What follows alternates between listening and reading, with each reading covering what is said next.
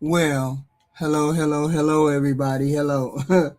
I was trying to turn off my heater, and let's get started with Chud the Builder.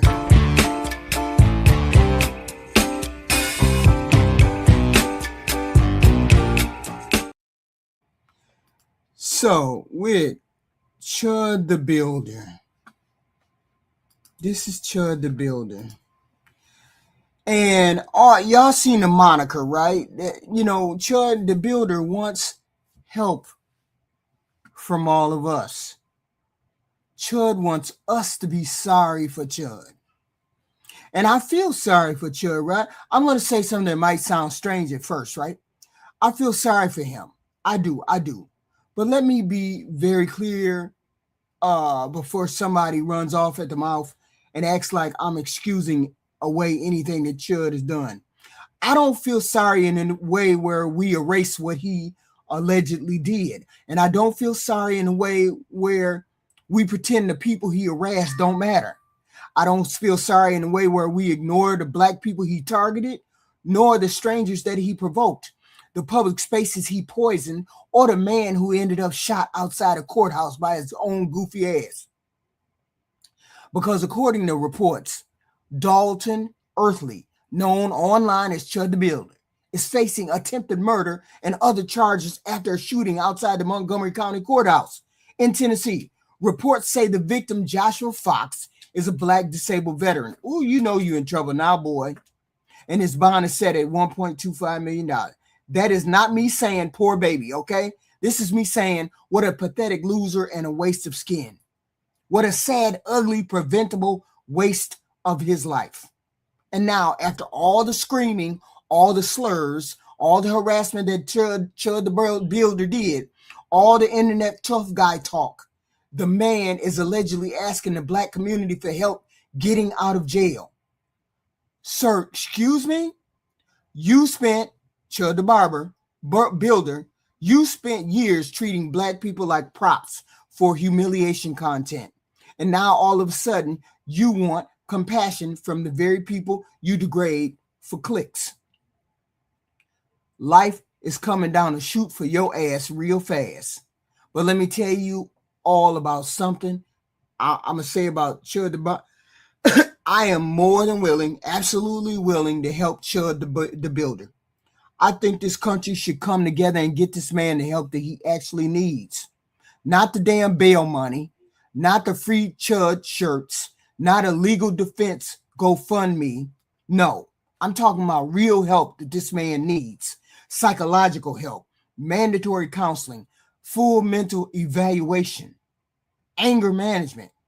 Somebody sitting him down away from the cameras, live streams, and super chats and racist dopamine addiction long enough for him to figure out why hatred became his entire personality.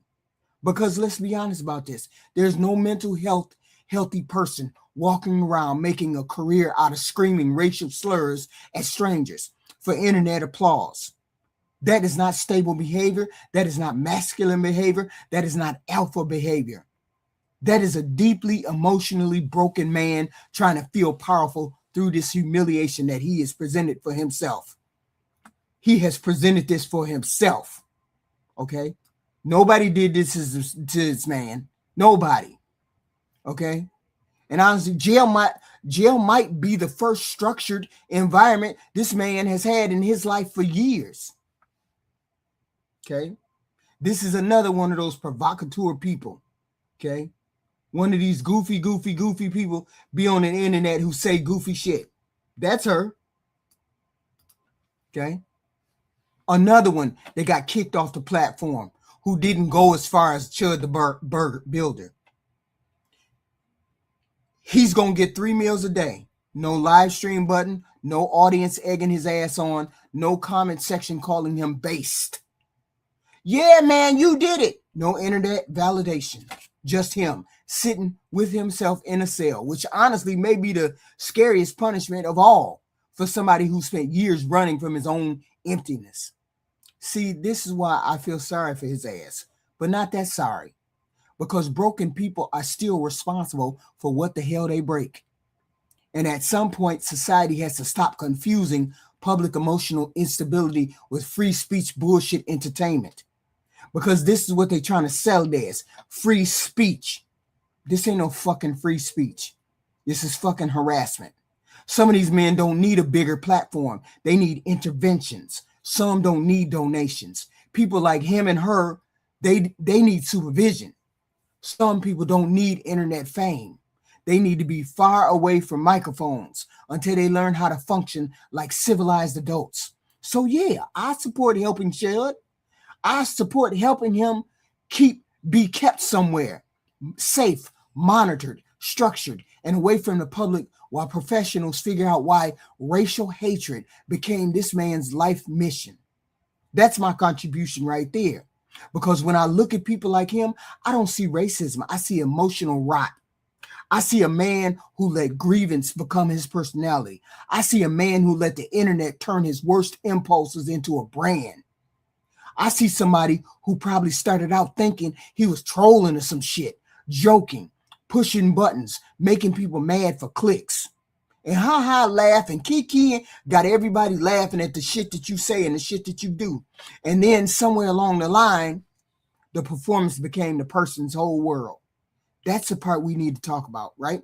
Because I don't think people like this just wake up one day normal, healthy, balanced, peaceful, and say, you know what I want to do? I want to go around, I want to walk around and harass black people for internet attention. I don't think he woke up and said that one day. I think this shit has been building. Something is broken. Something is hollow inside this person. Something is missing inside this person. But here's the thing. Broken people are still responsible for what they break. That's the argument I'm giving you tonight. I can feel sorry for this wasted life without feeling sorry enough to remove accountability. I can see his sickness without pretending the harm wasn't a real thing. I can say this man looks emotionally radicalized without diagnosing him or making him the victim of his own choices, because the real victims are the people he targeted. But the cautionary tale is that is him, and men like him and women like him who let racism cloud their whole world to the point that they just compelled to act beyond their square that God gave them. It's frustrating. This is what happens when rage becomes your identity. Not just an emotion, not just a bad day, not just a political opinion. Everybody knows about Chud the Barber. Now he's famous. Now he's infamous for doing dumb shit. First of all, people are applauding him because he went to the street and we got the free speech. We should be able to say the word nigger. Let's say the word nigger. It's so good to say the word nigger. But this goofy didn't worry about the cautionary tale. Didn't you see that goofy ass Hispanic cop that got fired from her job? Didn't you see that goofy ass girl? Didn't you see this goofy ass girl on the internet who was running around talking about I should be able to say free speech, I should be able to say the word nigger, I should be able to do whatever I want to do free and clear? And she got deplatformed from all her platform. Didn't you, the cautionary tale, didn't you understand that you couldn't do it either? Okay? When you don't just have anger, you become anger. When you don't just have the resentment, you build a whole personality around that resentment. When you don't just dislike certain changes in the world, you decide entire groups of people are the reason your life don't feel powerful or successful. That's how we hear every time I have some kind of short.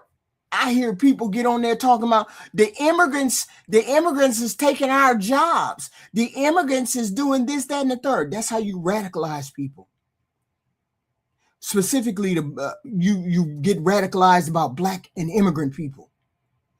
You're just a loser, plain and simple. If you can't decipher between your square, functioning on your square, and worrying about other people in the world. That's where people lose themselves. And I want to be careful with this because I'm not here to throw around medical words or terminology like I'm a doctor. I'm not saying this man has this diagnosis or that diagnosis. What I am saying is this, that for one thing, there's something deeply unstable about building your whole life around provoking strangers. It's not a strength of courage. It's fragile, fractured minds that can only feel relevant when it's manufacturing conflict. You trade real world growth for cheap dopamine thrills and hits from comments, angry comments, and super chats until your whole identity becomes the guy who starts shit in public. Eventually, the instability catches up with you one bad day. That's all it took was one bad day. In front of the courthouse, you decided you were going to provoke. What the fuck were you thinking when you stood in front of a courthouse and decided you were going to provoke somebody into action? When does free speech, that you know that thing on that only applies when you work for the government or you're part of a government official in a government official capacity, right? You know that free speech works like that. You know you get consequences for free speech, right? Apparently, a lot of people don't understand that you can get consequences for free speech. Okay? That instability caught up with this person. One bad day, one wrong target, and your whole life is fucked up in real time on camera. And you shot yourself, jackass. 2, there's something emotionally unhealthy about needing confrontation to feel alive. Normal life, building, creating, connecting with people starts to feel boring and pointless when your nervous system is wired for constant battle and attraction. You become addicted to the adrenaline spike of screaming slurs or getting a reaction because quiet moments force you to face the emptiness inside. And I get it. All these people are sitting here listening to you on your platform say the N-word. Nigga, nigga, nigga, nigga, nigga, nigga, nigga, nigga, nigga. Some people just gotta say, oh, it's a thrill to say it. It's just thrilling to say the nigga, nigga, nigga, nigga. And then you get all of these people who love to say it but can't say it in real life. So they come into your chat, start giving you super chats, start giving you money, start following you, start subbing for you. And it becomes a high in your mind that, yeah, that's all. I just got to chase the black people down and call them nigga, nigga, nigga, nigga, nigga, nigga, nigga. Okay. Paranoia. And this person is mentally unstable anyway. And you have goofies on here hyping you up to do this weird shit, this paranoid, crazy shit that you're doing. Okay. So you head in for a breaking point where the only outlet left is violence, where you got a gun, where you're taking a gun on these excursions because you know that you're becoming more and more unhinged with the content that you're doing. 3, there's something fundamentally wrong with you if this type of behavior rules your life to the neglect of your family, specifically your child, and his child has become neglected because of it. His own son becomes collateral damage, has become collateral damage. His mother trying to change the child's name just to escape the shame that you have created, that Chud the Builder has created. That's got to be fucked up. She's trying to change the child's name so the child won't be related to you. While you're out chasing clout by harassing strangers, your child grows up without a stable father, carrying the stain of your choices for the rest of his life. Yeah, that's your dad. Yeah. 10 years down the road. Yeah, that was your goofy daddy on the internet. Your goofy daddy was on the internet calling people nigga, nigga, nigga, nigga, thinking that was going to make a difference. So he chose not to be in your life, fully in your life, but he chose to call black people nigga, nigga, nigga, nigga, and get paid to do that. Yeah, that's your daddy. That's your goofy ass daddy. No amount of based donations or internet cheers can replace the real responsibility that he has abandoned, that Chud the Builder has abandoned. And that failure will haunt him for a long time after people get off the internet. And 4, there's something spiritually empty about needing to humiliate black people in public so your audience can clap for you online. It reveals that hollow soul that can only feel big by tearing other people down and turning human beings into props. That's no honor in that.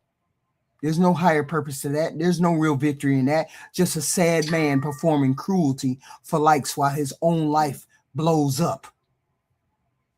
So in the end, he's not striking a blow for white people. Woo! He got to say the N-word. You're exposing how small and broken that you have become inside, and people who support you have become inside. That's not strength, and it's not masculinity.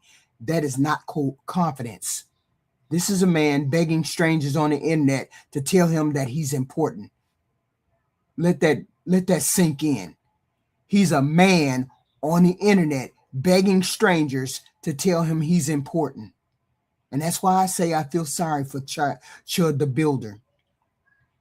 Because imagine being so empty that racism becomes your content strategy. That's your only content strategy. Let me go over here and talk to these black people, call them black. Let me see if they chimp out. Yeah, y'all go chimp out.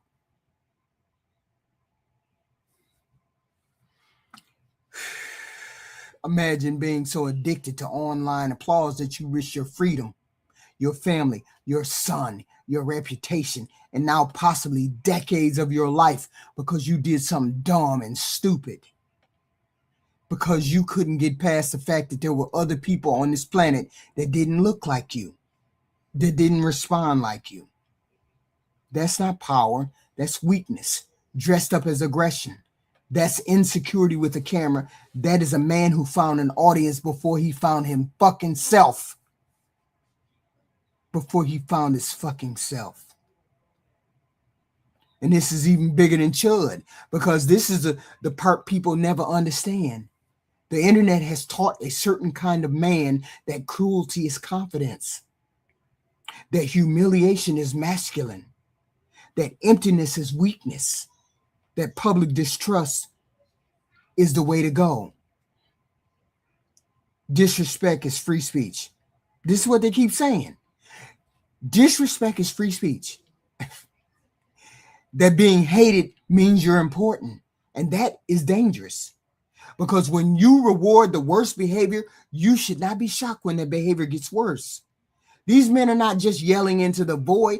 They have audiences. They have donors. They have fans. They have comment sections saying, go hard and say it again. Say the N-word again. Call them the N-word again. Tell them lazy niggers the truth. Tell them the truth about themselves. You own, you're based. And that audience is his fuel. And that's sad. The algorithm doesn't reward peace. Okay? But a man screaming slurs in a fucking parking lot, that gets clipped, shared, donated, attention. And attention is the drug. That's how the trap works. First is edgy jokes. Then it's racial jokes. Then it's public humiliation. Then it's public confrontation. Then it's threats, and then it's violence. If this was all for content, why'd you get your monkey ass on here with a gun? Why would you feel the need to have a gun? That's what I don't understand. Why did you get on here with a gun? I mean, why did you get on in front of that black person with a gun? I don't understand. Okay? Everybody says, what happened? How did this happen? The warning signs were already content. He had already showed y'all what he was made of. He had already showed you he was on his way to some goofy shit. He had already showed y'all that. But nobody was listening. Nobody was listening. And what happened to this man? This man brought a gun just to get some content. And once he went and showed gun, and he had content. I was like, oh, hell no. This person he gonna go too far. Chud the Barber, you went too far. You done went too far. I don't understand why you felt the need to go as far. Attempted murder? You mean to tell me you hate black people that much that you would risk your life? that you would risk seeing your child again, being away from your child because you are too racist? The signs were already there that he was mentally unstable. That's why I feel sorry for him. But I'm not that sorry, because nobody forced him to monetize this hatred. Nobody forced him to make black people his props. Nobody forced him to turn public harassment into entertainment. But I do see the machine around him, and the machine matters. This is the scary part. At first, these people think they're performing. Chad thought he was performing. He thinks that he's playing a character. He thinks he's playing a character. See, he didn't do this in his hometown. His hometown, he did it in a bigger town, in the biggest town, right? He went to the biggest town and he did it in the biggest town. He didn't do this in his hometown. He knew free speech wasn't gonna fly where he lived. So he did it in Nashville, not Nashville. He did it in the biggest town. I forgot. I think it was Nashville, but I'm not sure. He didn't do it where he lived. See, they think they can turn this kind of crap on and off. They tell themselves they're trolling, they're joking, exposing people, exercising free speech. No, saying the N-word is not free speech. I'm just making content. But after a while, the content starts making you. That's what people miss. When you spend every day pretending to be cruel, cruelty gets better or easier. Every day you pretend to be hateful. Hate gets comfortable. Provoking strangers. Normal life starts feeling boring. Your audience only rewards escalation. Peace starts feeling like a failure. At some point, the camera stops recording a character, okay? And this is the character who's consumed by the man. Or the man consumes the character. And that's what I see when I look at this rage stream. Trapped. Created a monster. The audience doesn't want the growth, the healing. Nobody sees the mental illness. Nobody sees his mental illness. Nobody sees anything. They just care about the next slur. They care about the next confrontation, the next arrest. Okay?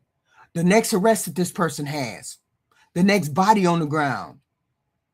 See the goofy shit? Just confronting people.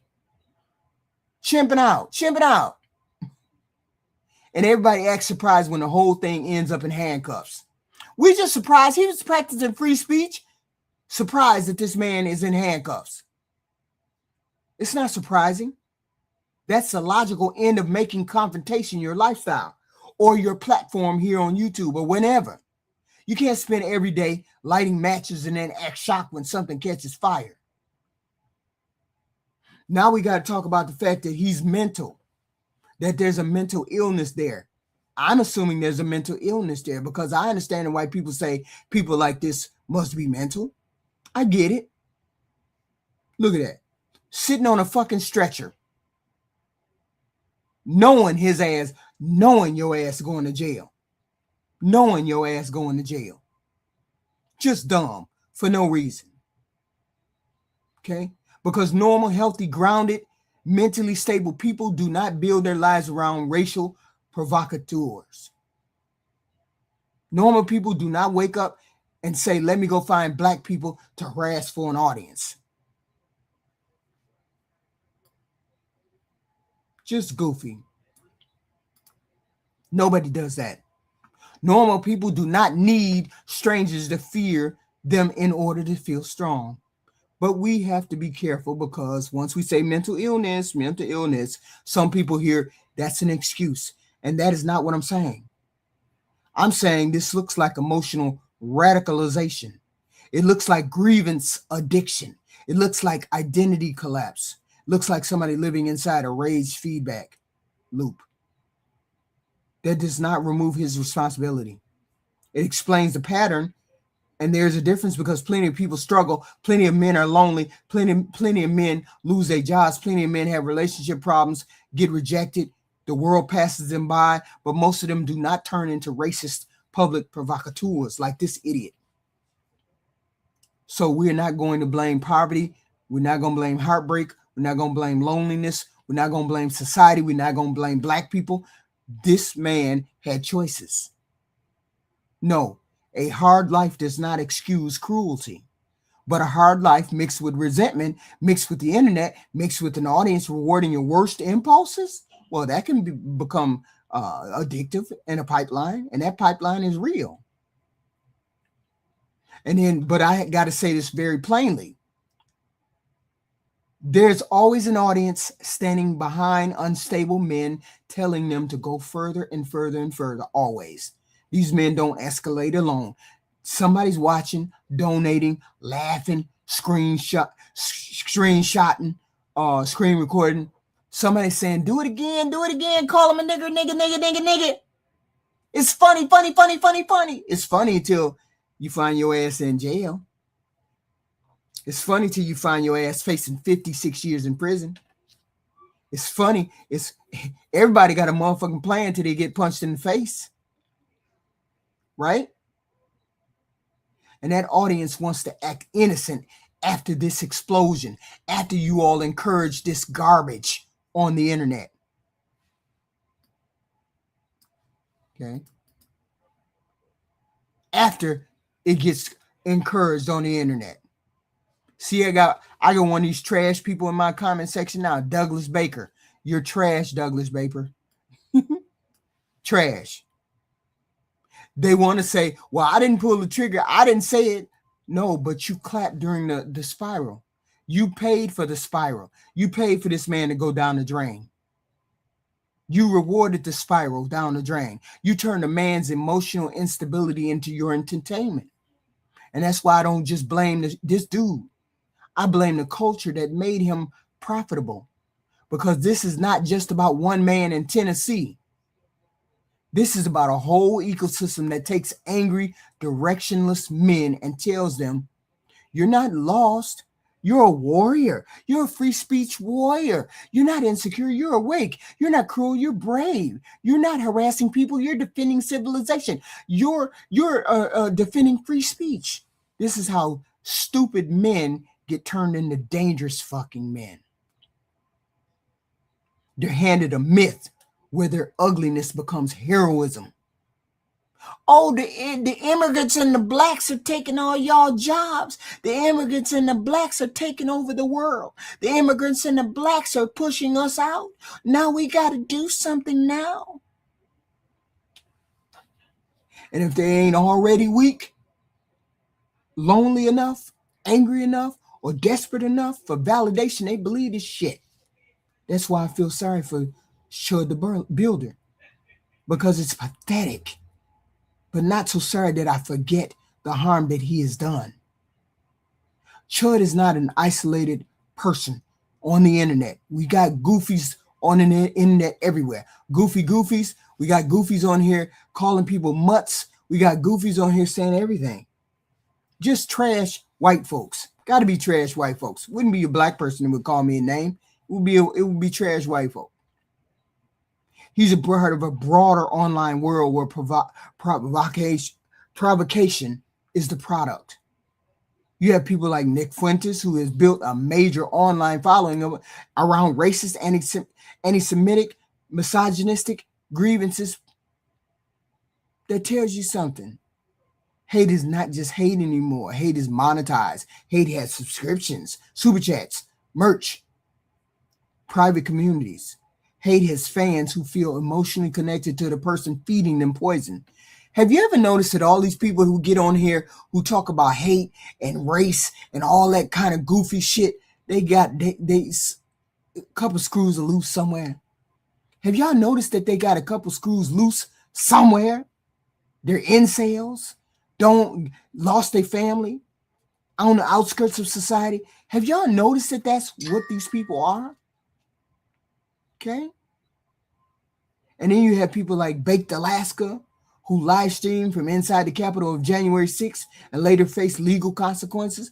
Again, look at the pattern. Live stream, audience, escalation, legal consequences, and still some people learn nothing. They watch one man ruin his whole fucking life. And instead of saying, let me step back, they say, that could be my opportunity to be the degenerate. That's the sickness of the attention economy that we got. Somebody else's downfall becomes somebody else's audition tape. And that's why Chud the Barber's, why I keep calling Chud the Barber? Chud the Builder. His story matters. Because there will be another Chud the Builder. And another and another and another. Unless we start saying clearly, this is not the strength. This is not a rebellion. This is not courage. This is not masculine. This is emotional self-destruction with a live stream attached. And Chud is just the latest one. And history already warned us. These racial provocateurs always think they are bigger than the consequences. They always think they're speaking for the people. They always think history will vindicate them. But history has a funny way of stripping away that costume, that mask. Look at Richard Spencer. He tried to dress white nationalism up in suits and vocabulary and wanted it to look polished, intellectual, serious. He wanted racism with a clean haircut. Then Charlottesville happened. The Unite the Right rally became one of the clearest warning signs of what happens when racial grievance, white male racial grievance, gets organized, energized, and unleashed. And Spencer became a cautionary tale, deplatformed, sued, disgraced. A man who wanted influence became a symbol of disgrace. Then go back further to George Wallace. Segregation now, segregation tomorrow, segregation forever. That was his brand, his power, his performance. He built a political identity on standing in the doorway of Black progress. And yeah, later in life, he apologized. I got that. But that's not what history remembers first. History remembers the harm that man did. History remembers the hatred that man did. History remembers the performance of defiance that man did in the face of equality.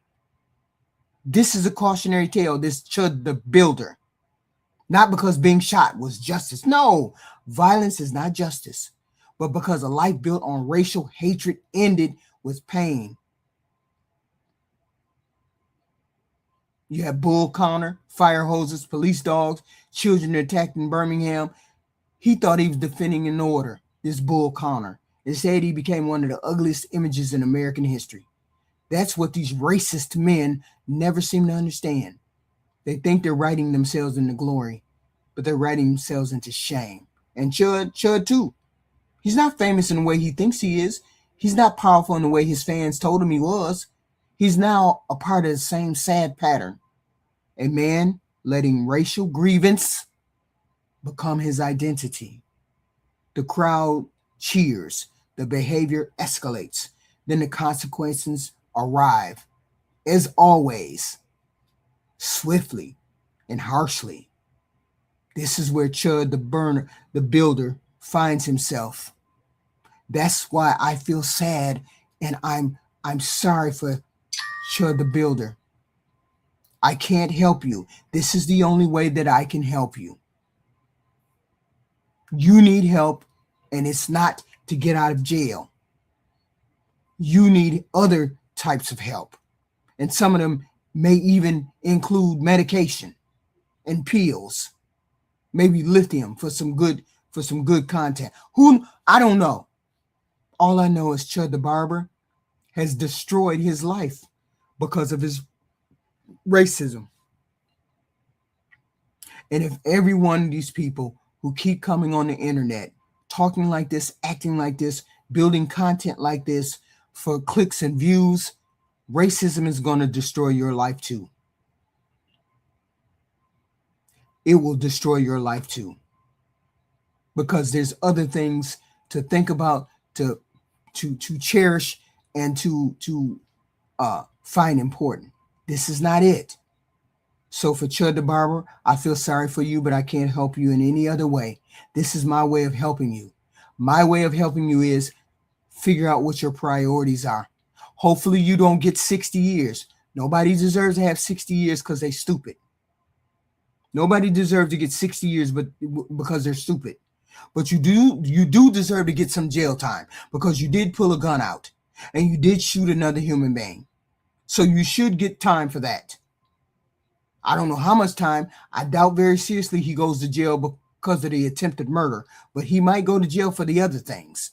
I'm gonna give them 5 years. I'm gonna say they're gonna give them 5 years. I'm just thinking, not the 50 or the 60, but about 5. Hopefully you get your shit together. Unfortunately, everything went down the chute in the crapper because you didn't care about it. So since you didn't care about it, it shouldn't care about you. And this is all the help I can give Chud the Builder, because he's beyond regular help. Now law enforcement is his only option. Is his only options. And unfortunately, I think they blocked that $200K that he had for his bail. I think that's been blocked, so he won't be getting out of jail. Unfortunately, nobody's going to reward this type of behavior. This is called attempted murder. Why would somebody give you bail to get out of jail? Nobody should give you bail to get out of jail. That's wild. But then again, maybe somebody will give you bail to get out of jail. It happens all the time. All the time. And I appreciate the content. If you guys like my commentary, please put it a like, share, and subscribe in the content in the comment section, please and thank you. What's his name? Douglas Baker 3344. Go fuck yourself. All 3 ways. And I will see you tomorrow at 10 o'clock for some more content. I appreciate it. Please hit the like, share, and subscribe. Thank you very much.